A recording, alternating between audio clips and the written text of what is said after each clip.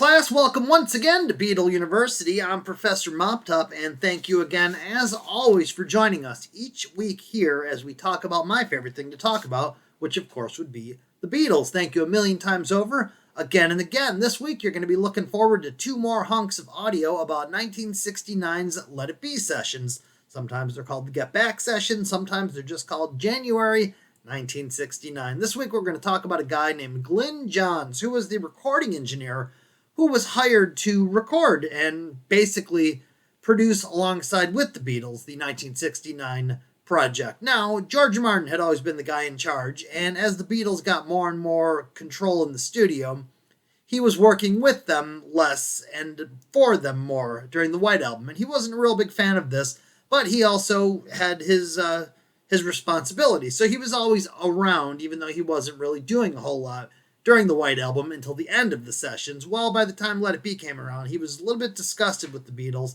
and he kind of took a step back and allowed them to bring in a guy like Glyn Johns. Although technically George Martin was still the number one guy in charge of the music, there was a lot of different people involved by this point. There's a lot of legal matters involved with the Beatles.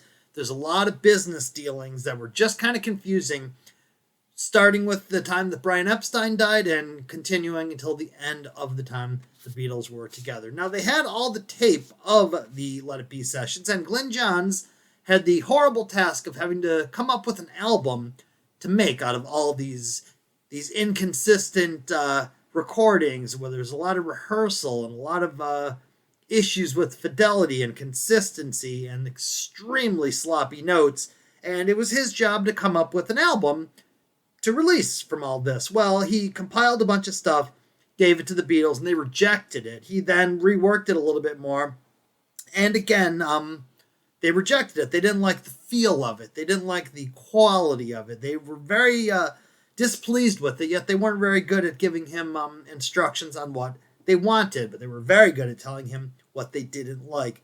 Well, at one point, the Get Back album was pressed onto an acetate, and there was enough copies that a couple of them wound up in the United States, where they were played on several radio stations, broadcast as the brand new Beatle album. Apparently everybody said it was an exclusive, even though several stations had this acetate of the Get Back album, which wasn't technically released. It was broadcast and widely bootlegged even before the actual Let It Be album was released. Only recently has the Glyn Johns Get Back mix been released. It's on one of the bonus issues of the recent Get Back / Let It Be releases. Now, the rejected mix that Glyn John prepared isn't all that bad, and ultimately, with the exception of the strings and horns and tape manipulation that Phil Spector added, it's not entirely that different. Now, Apple Records at the time was in financial straits. There was a lot of money going out and not a lot of money going in. Now,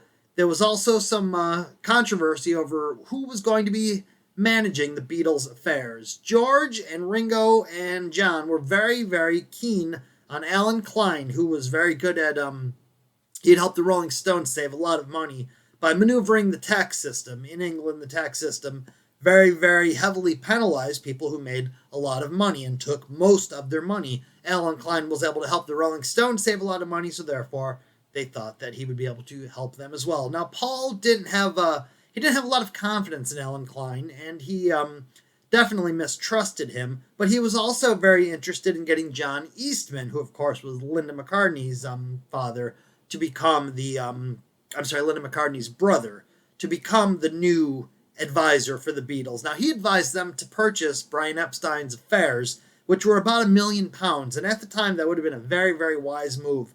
Instead, John and George and Ringo voted against Paul, and Alan Klein then became the manager of the Beatles' affairs, and John Eastman became the manager of Paul McCartney's separate affairs, and there was a million lawsuits, and this ultimately led to the breakup of the Beatles. Now, with this 8-part series that you now have of the Let It Be sessions, what you should do is pop them into your player and play them along with the Let It Be album, and it makes for a very nice little Let It Be session. Until next week, I'm Professor Moptop. I will talk to you then. Thank you and thank you and thank you again.